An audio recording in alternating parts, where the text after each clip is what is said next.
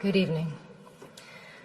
I am truly honored to be here with you tonight, and thank you to the Foundation for inviting me, and thank you all for sharing in this moment. We are here in the memory of Sergio Vieira de Mello and the 21 other men and women, most of them UN workers, who died with him in the bombing of the UN headquarters in Baghdad, August 2003. We remember all those who died to acknowledge each valuable life cut short and the families who share, even today, in their sacrifice. We also remember them for the power of the example they set. Brave individuals from 11 different countries working to help the Iraqi people at the direction of the United Nations Security Council and on behalf of all of us. This is sometimes forgotten, that in serving under the UN flag, they died in our names, as our representatives. And at their head, Sergio was a man of extraordinary grace and ability, as many who knew him will testify. A man who gave 30 years to the United Nations, rising from a field officer to High Commissioner for Human Rights and Special Representative to Iraq. From Bangladesh to Bosnia to South Sudan to East Timor, he spent the majority of his career in the field, working alongside people forced from their homes by war and assisting them with his skill as a diplomat and a negotiator. Perhaps the greatest testament to his contribution is how much his advice would be valued today. As the Syrian conflict enters its 7th year, as we live through the gravest refugee crisis since the founding of the United Nations, as 20 million people are on the brink of death from starvation in Yemen, Somalia, South Sudan, and Southeast Nigeria, I cannot imagine that there is anyone in the leadership of the United Nations who would not welcome the opportunity to consult Sergio or to send him into the field once more. He is truly missed. It is humbling for me to speak tonight in the presence of members of Sergio's family and his former colleagues. I never knew Sergio, but I have stood before the plaque in the place where he died. I felt profound sadness at the fact that the conflict in Iraq, the source of so much Iraqi suffering to this day, had claimed the lives of men and women whose only intention was to try to improve a desperate situation. But I also saw clearly the value and nobility of a life spent in service to others. Sergio was a man who never turned down an assignment, no matter how difficult and dangerous, or as others have put it, who handled one impossible task after another. He was a man, to borrow the words of Thomas Paine, whose country was the world, whose religion was to do good. He will always remain a hero and inspiration to all who follow in his footsteps. The UN's work did not end there, in the rubble of Canal House 14 years ago. Hundreds of UN staff have served and continue to serve in Iraq, as they do from Afghanistan to Somalia, because the task of building peace and security can never be abandoned, no matter how bleak the situation. My thoughts on Sergio's life and legacy derive from my 16 years with UNHCR, the agency he spent so much of his career serving and representing. But I also speak as a citizen from my country, the United States. I believe all of us who work with the UN preserve this duality. The United Nations is not a country. It is a place where we come together as nations and people to try to resolve our differences and to unite in common action. As a citizen, I find myself looking out on a global environment that seems more troubling and uncertain than any time in my lifetime. And I imagine many of you feel the same.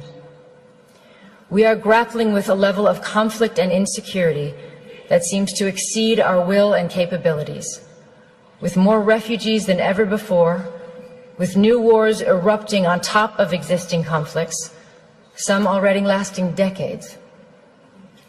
We see a rising tide of nationalism, masquerading as patriotism, and the reemergence of policies encouraging fear and hatred of others. We see some politicians elected partly on the basis of dismissing international institutions and agreements, as if our countries have not benefited from cooperation but actually been harmed by it. We hear some leaders talking as if some of our proudest achievements are in fact our biggest liabilities, whether it is the tradition of successfully integrating refugees into our societies or the institutions and treaties we have built rooted in law and human rights. We see nations that played a role, a proud role, in the founding of the International Criminal Court, withdrawing from it on the one hand, and on the other, we see arrest warrants for alleged war crimes issued but not implemented, and other crimes ignored altogether. We see a country like South Sudan, ushered by the international community into independence and then largely abandoned, not by the UN agencies and NGOs, but effectively abandoned without the massive support they need to make a success of sovereignty. And we see resolutions and laws on the protection of civilians and the use of chemical weapons, for instance, flouted repeatedly, and in some cases under the cover of Security Council vetoes, as in Syria. Many of these things are not new, but taken together and in the absence of strong international leadership, they are deeply worrying. When we consider this, all of this and more, as citizens, what is our answer? Do we, as some would encourage us to think, turn our backs on the world and hope that the storm will pass? Or do we strengthen our commitment to diplomacy and to the United Nations? I strongly believe there is only one choice, demanded by reason as well as by conscience, which is the hard work of diplomacy and negotiation and reform of the UN. This is not to say that in any way this is an easy road, and there are reasons for people to feel insecure today. The level of conflict and lack of solutions combined with the fear of terrorism, the reality that globalization has brought vast benefits to some and worsened the lot for others, the sense of disconnect between citizens and governments, or in some countries the lack of governance, the overall feeling that for all our gains in technology and connectedness, the less we are in control of forces shaping our lives. All these factors and more have contributed to a sense of a world out of balance. And there are no easy answers. And despite the millions of people who have lifted themselves out of poverty in our lifetime, the difference between the lives of those of us born in wealthy, democratic societies and those born into slums and refugee camps in the world is a profound injustice. We see it, and we know it's wrong at a simple human level. That inequality is contributing to instability, conflict, and migration, as well as to the sense that the international system serves the few at the expense of the many. But again, what is our answer as citizens? Do we withdraw from the world where before we felt a responsibility to be part of the solutions? I am a proud American, and I am an internationalist. I believe anyone committed to human rights is. It means seeing the world with a sense of fairness and humility and recognizing our own humanity in the struggles of others. It stems from a love of one's country, but not at the expense of others. From patriotism, but not from narrow nationalism.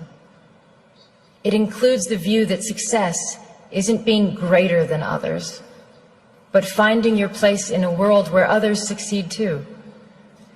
And that a strong nation, like a strong person, helps others to rise up and be independent. It is the spirit that made possible the creation of the UN. Out of the rubble and ruin and 60 million dead of World War II, so that even before the task of defeating Nazism was complete, that generation of wartime leaders was forging the UN. If governments and leaders are not keeping the flame of internationalism alive, then as citizens, we must.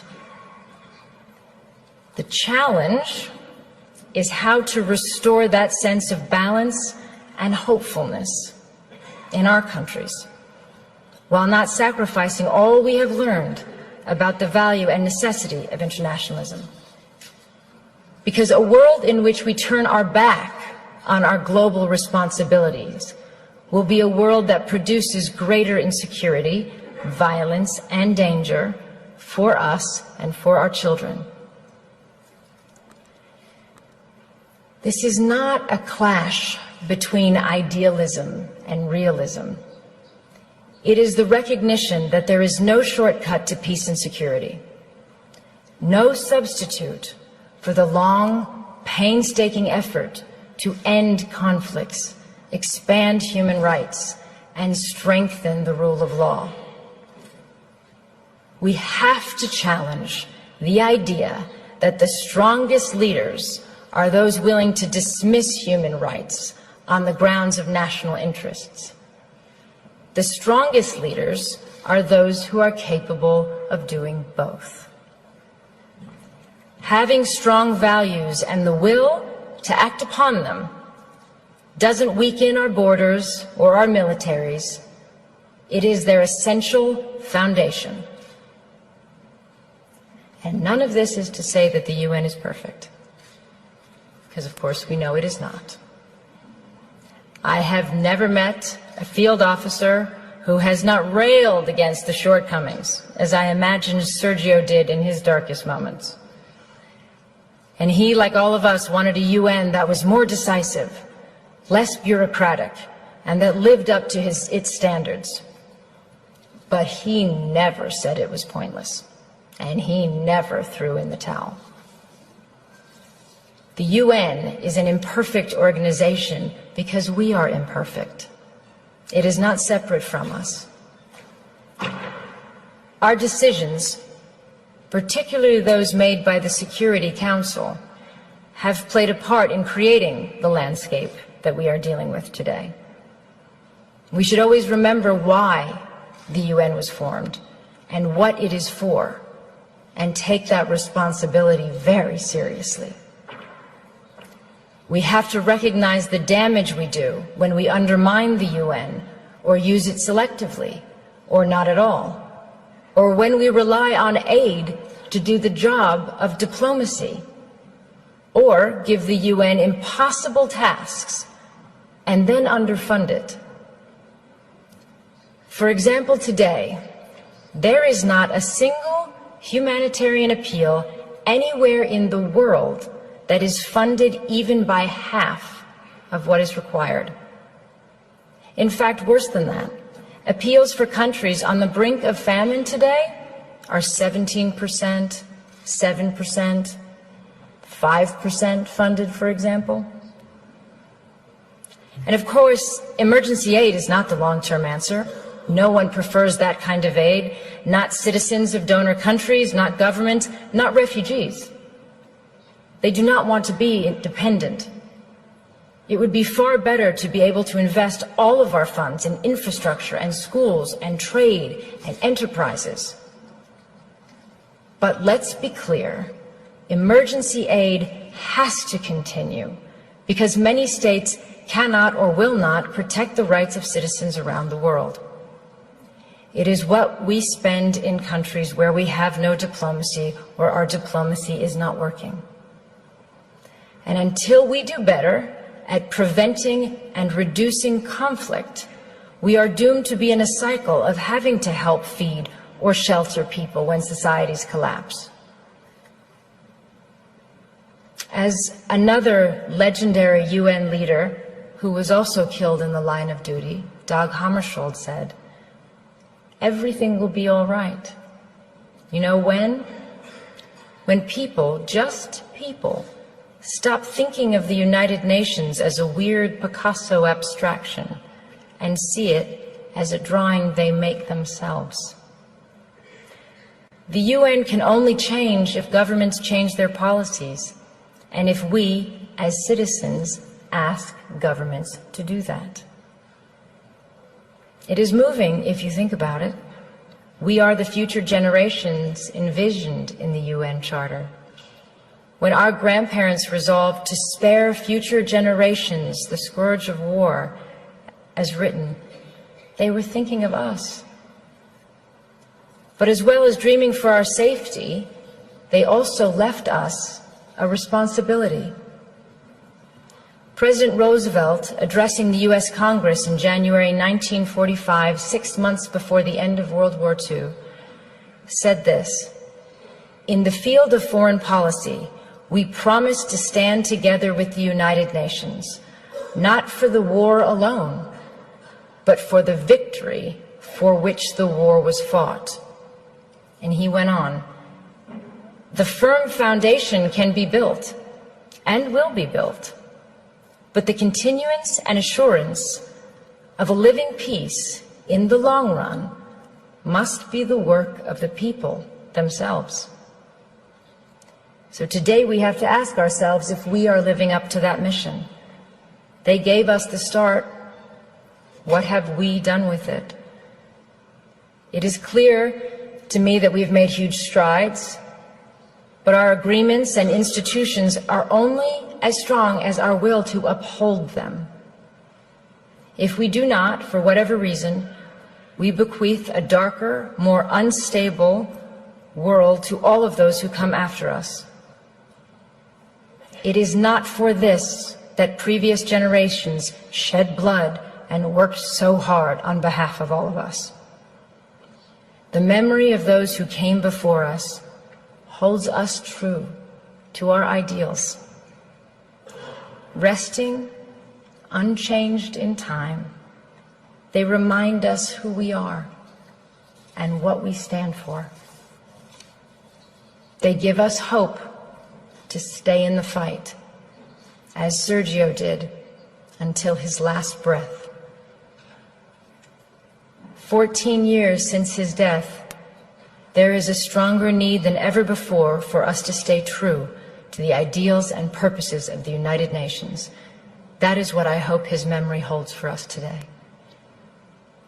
We cannot all be Sergios, but I hope all of us can determine that we shall be a generation that renews its commitment to unite our strength to maintain international peace and security, and to promote social progress and better standards of life and larger freedom.